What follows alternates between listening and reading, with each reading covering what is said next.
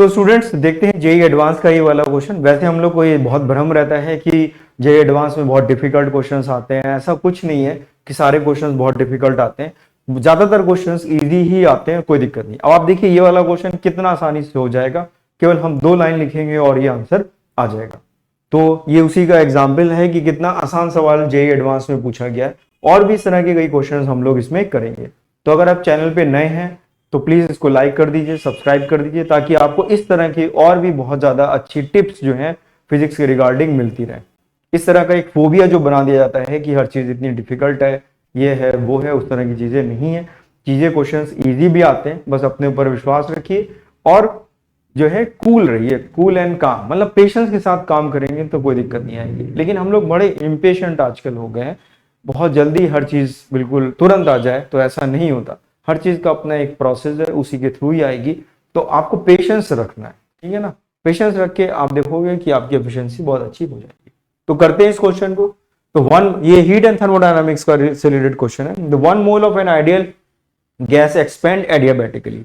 तो देखिए पहले गैस को हम एडियाबेटिकली चेंज कर रहे हैं, कहां से कहां तक, TA V0 से T फाइनल और 5 V0 तक। The another mole of the same gas expand isothermally from the different initial state TB V0 to the same final state TF 5 V0। अब देखिए इसको आइसोथर्मली किया जा रहा है।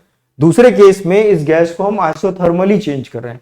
आइसोथर्मल के केस में टेम्परेचर तो चेंज ही नहीं होता, जो इनिशियल टेम्परेचर है वही फाइनल टेम्परेचर भी होना चाहिए। आइसोथर्मल का क्या मतलब है? आइसोथर्मल का मतलब है कि भाई टेम्परेचर कैसा है, कांस्टेंट है, टेम्परेचर चेंज नहीं हो रहा। और आप कहां से कहां तक ले जा रहे हो, आइसोथर्मली TB से लेके आप इसको TF तक ले गए हो।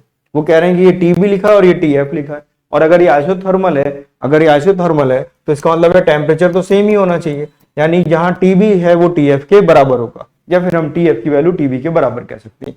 ये दोनों टेम्परेचर बराबर होने चाहिए क्योंकि इनको आइसोथर्मली मूव किया गया, ठीक है। तो ये बात देखिए यहां से क्लिक कर जानी चाहिए। ये मालूम है आइसोथर्मल में टेम्परेचर कांस्टेंट होता है, और ये बात हमें तुरंत यहां से पता होनी चाहिए। टेम्परेचर ही के टर्म्स में इन्होंने दिया भी, तो जो फाइनल टेम्परेचर है वो TB के बराबर है।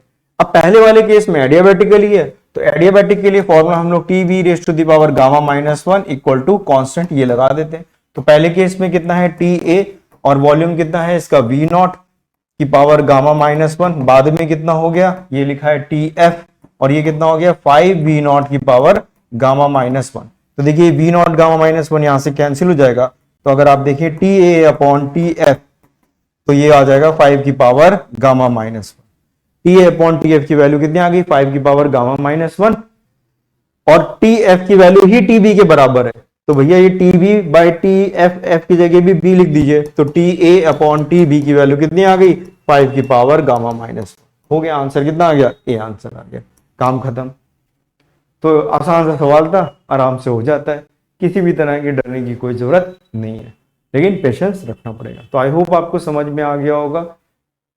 इस तरह के और भी क्वेश्चंस हम लोग करेंगे। इस तरह की बहुत इंपॉर्टेंट टिप्स आपको हम बार बार देते रहेंगे, ताकि आप इस तरह के जो डर है उससे आप बाहर निकले।